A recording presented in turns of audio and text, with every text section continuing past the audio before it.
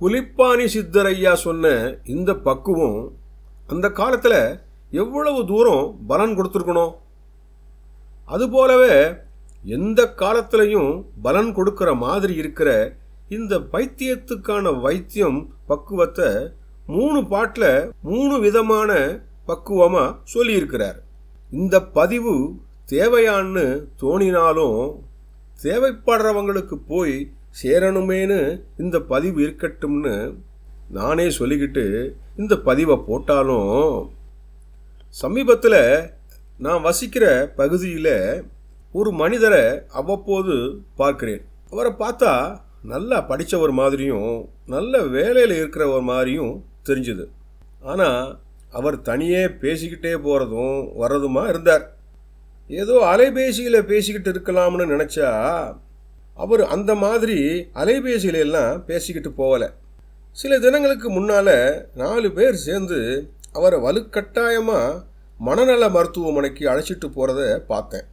நல்ல குடும்பம், நல்ல மனைவி, குழந்தைகள் எல்லாம் இருக்கிற ஒரு நல்ல வயசில் இப்படி ஆயிட்டாரேன்னு வருத்தப்பட்டாலும், இதுபோன்று வெளியில் சொல்ல முடியாமல் மனசுக்குள்ளேயே போட்டு வருத்திக்கிட்டு மனநலம் பாதித்து உடல் நலமும் பாதித்து வாழ்கின்ற அன்பர்களுக்காக இந்த பதிவு என்று சொல்லிக்கொண்டு புலிப்பாணி சொன்ன எளிய பக்குவத்தை பார்த்துட்டு வரலாமா?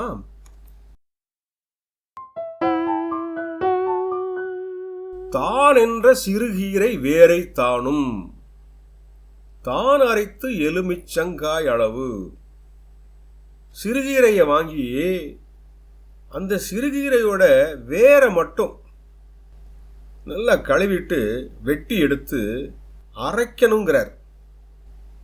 அப்படியே அந்த வேரை அரைச்சிட்டு ஒரு எலுமிச்சங்காய் அளவுக்கு எடுத்து 3 நாளைக்கு காலையிலையும் மாலையிலையும் வெந்நீரில் கலந்து கொடுக்கணும்னோ, ஒரு 6 நாளைக்கு உப்பு சேர்க்காமல் இருக்கணும். உப்பு சேர்க்காம 7வது நாளைக்கு உப்பு சேர்த்துக்கலாம், புளியும் சேர்த்துக்கலாம், எல்லாம் சேர்த்துக்கலாம்னு சொல்கிறார். அதாவது 3 நாளைக்கு, ஒரு நாளைக்கு 2 வேளை வீதம் 6 வேளைக்கு சிறுகீரையோட வேரை அரைச்சி வெந்நீரில் கலந்து குடிக்க கொடுத்தோம்னா பைத்தியம் தீர்ந்து போகுமா? பைத்தியம் அப்படியே நீர்த்து போகுங்கிறார். இந்த பக்குவத்தை போகரையாவோட ஆசையோடு சொல்றதா புலிப்பாணியார் சொல்லித் தருகிறார். அடுத்ததா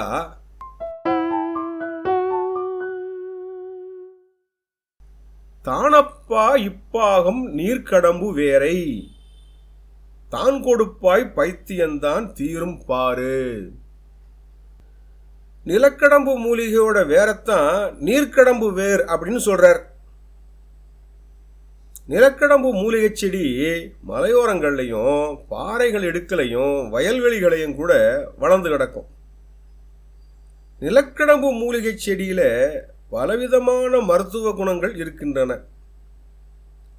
சிறுகீரை வேரை அரைச்சு வெந்நீரில் கொடுத்த மாதிரியே இந்த நிலக்கடம்பு மூலிகையோட வேரை எடுத்து சுத்தம் பண்ணிட்டு அரைச்சு வெந்நீரில் ஒரு எலுமிச்சங்காய் அளவு 3 நாளைக்கு காலையிலையும் மாலையிலையும் குடிக்க கொடுக்கணும்னு சொல்கிறார்.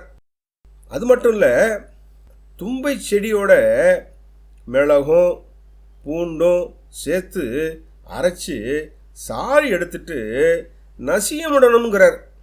நசியம்னா மூக்கில் 2 சொட்டு சாறு விடுறதான் நசியம் விடுறதுன்னு சொல்கிறது.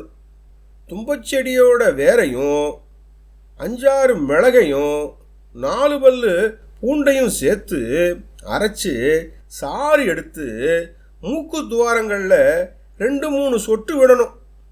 3 நாளைக்கு காலையிலையும் மாலையிலையும் இப்படி செய்தால் மயக்கம் வர்றது முதல் கிறுகிறுப்பு மற்ற நினைவுகள்லாம் அடிக்கடி வர்றது கூட நிறுத்து போகும். மனசஞ்சலம் விலகி போகும், மனப்பிறழ்ச்சி தீர்ந்து போகும் அப்படின்னு சொல்லிட்டு இது கூட போகரோட கடாட்சத்தால் இந்த பாடலை சொல்றதா சொல்லிட்டு இன்னொரு பக்குவத்தையும் சொல்லித்தரார். ஓமடா கோசலமும் பசுவின் பாலும், பொங்கமுடன் கரிப்பான் கார் முசுமுசுக்கை. பசுமாட்டோட சிறுநீரும் பசுவின் பாலும் கரிப்பான் மூலிகையையும் முசுமுசுக்கை செடி இதெல்லாம் வகைக்கு படிதான் ஒன்று. பசுவின் சிறுநீர் ஒரு படி, பசுவின் பால் ஒரு படி, கரிப்பான் மூலிகை ஒரு படி, முசுமுசுக்கை செடி ஒரு படி. கரிப்பான் மூலிகை ஒரு படிங்கிறது கரிப்பான் செடியை பிடுங்கி ஒரு படியில் அளவு எடுத்துக்கிட்டாலும் சரி, இல்லை கரிப்பான் மூலிகையை அரைச்சி சாறு ஒரு படி எடுத்துக்கிட்டாலும் சரி.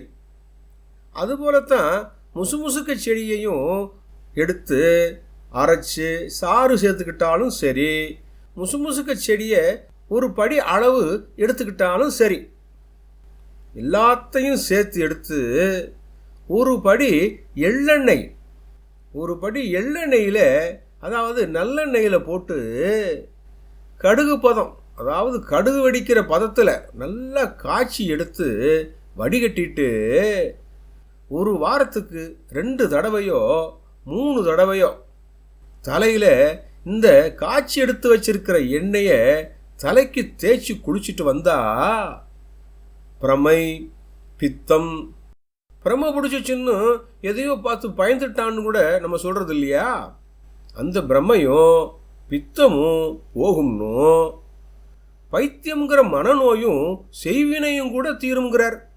இது சர்க்குருவாம் போகரோட ஆசையினால இதை சொல்லி வைக்கிறேன்னு புலிப்பாணி சித்தர் சொல்லித்தர்றார். மனநோய் வந்து மனிதர்களை துன்பப்படுத்துறதுக்கு எத்தனையோ காரணங்கள் இருக்குது. தோல்வி, பயம், இழப்பு, துக்கம், வருத்தம், இது போன்ற துன்பங்கள் மனநோயில் தள்ளிவிடுகின்றன.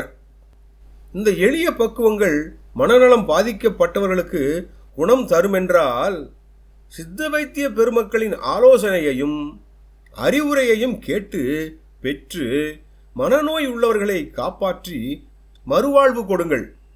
புலிப்பாணியார் சொல்லி தந்தது நல்ல விஷயம்தானே.